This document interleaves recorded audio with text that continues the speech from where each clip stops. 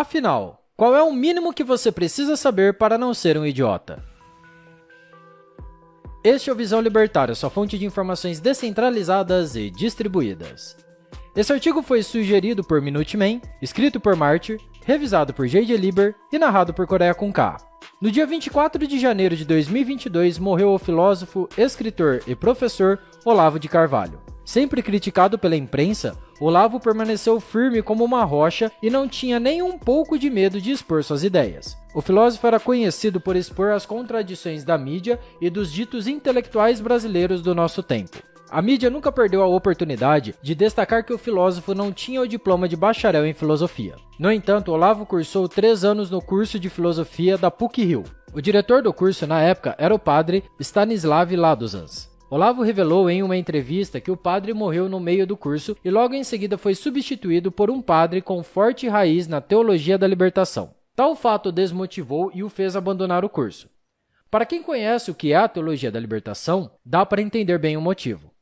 Olavo trabalhou desde jovem como freelancer em diversos jornais e assinou colunas na Folha de São Paulo e no jornal O Globo, na década de 1990.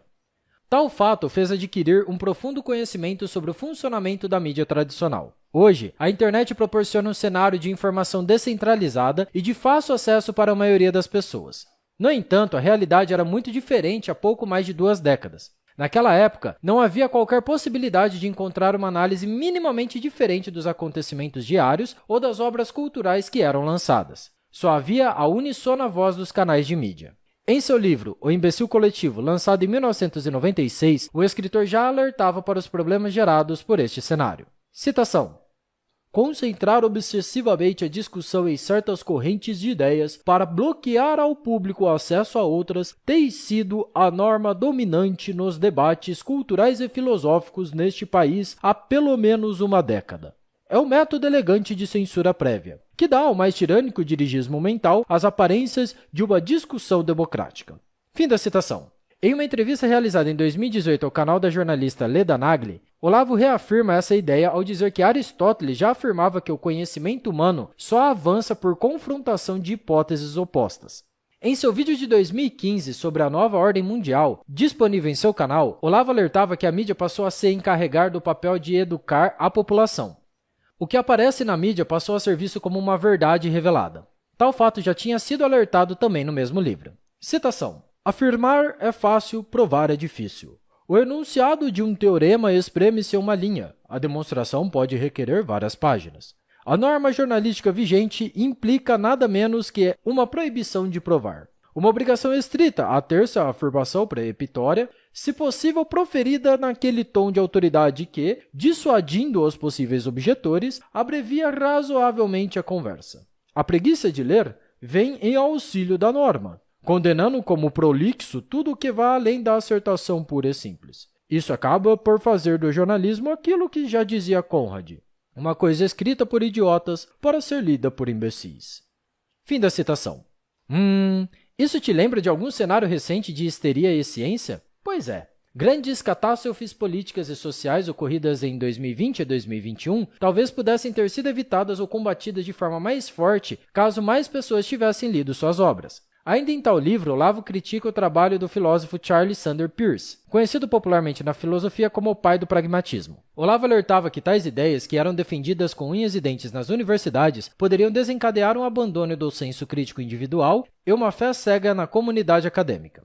Veja nessa citação: ainda nesse ponto de vista, seu único significado de uma ideia reside em suas consequências práticas, que consequências práticas se inferem na negação da intuição individual. Infere-se que cada indivíduo humano, não podendo confiar na sua própria autoconsciência, negará todas as evidências intuitivas que lhe cheguem, e não podendo apoiar-se jamais em si mesmo, terá que render-se à autoridade da onipotente comunidade acadêmica. O resultado prático disso é uma redução da humanidade a um abandono de animais dóceis, incapazes de entendimento pessoal e necessitados sempre do aval da autoridade científica. Fim da citação. É incrível como Olavo previa acertadamente o que aconteceria décadas depois.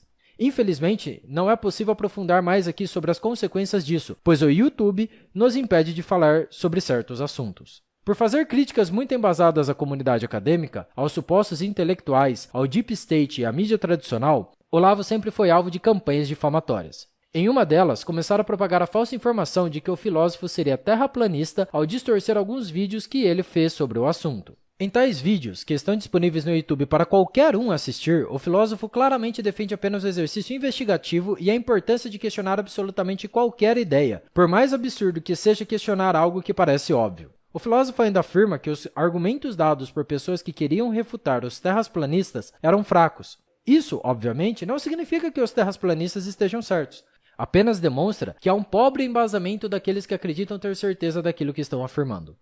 Olavo dizia também que a ideia de uma enorme conspiração esconder por séculos que a Terra seria plana é uma ideia absurda, pois nenhuma conspiração duraria tantos séculos. O fato de o filósofo se referir aos terraplanistas em terceira pessoa deixa ainda mais claro que ele não se incluía nesse grupo. Mas para a narrativa midiática, essa informação não importa. O que importa é destruir seu opositor a todo custo. E para isso, sempre utilizaram bem dos sentimentos de cativar e manipular a opinião pública. Isso me lembra um excelente artigo do Olavo que foi publicado em 20 de outubro de 2001 no jornal O Globo e está disponível em seu livro, O Mínimo que Você Precisa Saber para Não Ser um Idiota.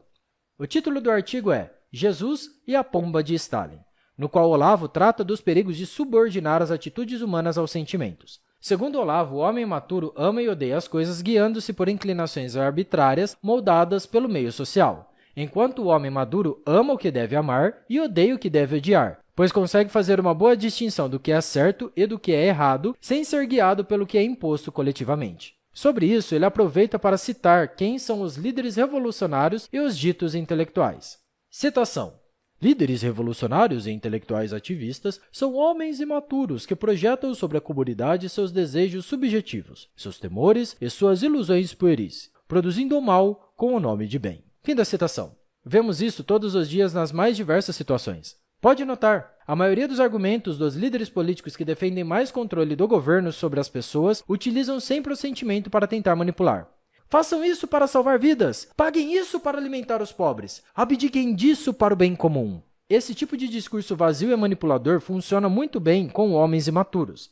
Afinal, como são imaturos, não conseguem discernir sozinho o que é correto e o que não é. Ficam sempre à espera de um pai que os diga o que fazer. Assim, o controle torna-se extremamente fácil. Estamos vendo isso todos os dias. O culto aos sentimentos só tendem a crescer porque faz bem para o ego dos homens imaturos. Eles se sentem bem com isso. Dá uma falsa sensação de alívio sobre o peso que eles mesmos colocam em seus ombros por saberem que não possuem um caminho. Eles entregam sua liberdade e viram escravo dos discursos vazios. Eis aqui uma boa citação desse artigo sobre isso. O culto idolátrico dos sentimentos é um egocentrismo cognitivo, um complexo de Peter Pan que recusa a maturidade. Quanto mais o homem busca afirmar a sua liberdade por meio da adesão cega aos sentimentos e desejos, mais se torna escravo da tagarelice ambiente. O caminho da liberdade é para cima, não para baixo. Libertar-se não é afirmar-se, é transcender-se. Fim da citação. O que mais me chama a atenção nesse artigo é quando ele trata sobre a escravidão das palavras. Olavo ilustra um ponto sempre alertado pelos libertários. O governo manipula as massas prometendo alcançar a paz, que é algo inalcançável. Prometendo a paz, entram em guerras, e só o que se consegue com isso é provocar mais mortes e destruição. Ele cita em um artigo, por exemplo, que somente no século XX, 180 milhões de pessoas foram mortas por seus próprios governos em tempos de paz e em nome da paz. Sim, isso mesmo. No século XX, morreram menos pessoas nas guerras do que por perseguição dos governos. Mas então, como as pessoas não notam isso? Bom, o discurso é moldado o tempo todo e as pessoas se deixam ser manipuladas porque gostam disso. São imaturas e não querem largar sua imaturidade. Você certamente deve conhecer e talvez até simpatizar com os famosos desenhos da Pomba da Paz, não é mesmo? Parece um símbolo bonitinho para simbolizar a paz que era esperada nos tempos de guerra. Mas o que talvez você não saiba é que ela foi encomendada por Stalin a Pablo Picasso, para que esse símbolo soviético tomasse o lugar do símbolo cristão do Espírito Santo na mente das pessoas. Mesmo que você não seja adepto a nenhuma religião, consegue perceber que esse tipo de coisa é uma forma de controle bem eficaz. Narrativas e símbolos, se bem construídos e propagados, com base nos sentimentos mais fervorosos, são armas mais poderosas que qualquer arma física para controle. Por fim, deixo a seguinte citação com a qual Olavo encerrou seu artigo. Igualdade, liberdade, direito, ordem, segurança e milhares de outras palavras foram incutidas nas mentes das pessoas como programas de computador para acionar nelas automaticamente as emoções desejadas pelo programador, fazendo com que amem o que deveriam odiar e odeiem o que deveriam amar. Até a esperança, chave da fé e da caridade, se torna aí uma arma contra o espírito, quando se coisifica na expectativa de um mundo melhor, de uma sociedade mais justa, ou, no fim das contas, de ganhar mais dinheiro. Jesus deixou claro que não era nenhuma dessas esperanças que trazia. Era a esperança de fazer de cada um de nós um novo Cristo, encarnação e testemunha do Espírito Santo. Quem aceita menos que isso ganhará, em vez de paz de Cristo, uma bandeira da ONU e uma pomba de Stalin. Fim da citação. É muito interessante como 20 anos atrás, Olavo já escrevia um artigo que seria tão certeiro ao que estamos vendo acontecer desde 2020. A escravidão das palavras está a todo vapor ultimamente. E claro, Olavo criticou esse acontecimento desde o começo e foi massacrado pela mídia por isso. Mas como ele mesmo disse, ser odiado por multidões de ignorantes é o preço de não ser um deles. Apesar de ser conservador, Olavo deixou um legado para todos os grupos que não se identificam com a esquerda, ao abrir caminho para a discussão de visões divergentes do mainstream socialista. Em 2002, Olavo fundou o site Mídia Sem Máscara, que existe até hoje e tem a proposta de ser um canal de mídia alternativo disposto a abordar tudo que a mídia tradicional não pode e não quer colocar ao ar devido a interesses obscuros. Tivemos o prazer de ver que ele acompanhava os canais Ancapsu e Visão Libertária e compartilhava nossos vídeos em suas redes sociais. Mesmo não se considerando libertário, Olavo ajudou e muito na propagação das ideias de liberdade no Brasil. E esse legado certamente impactará ainda a vida de muitas pessoas. Obrigado pela sua audiência. Se você gostou desse vídeo, clique no ícone de curtir abaixo e compartilhe o vídeo em sua rede social. Se você deseja ser notificado de outros vídeos, clique em se inscrever e depois no ícone da campainha. Até a próxima e tchau!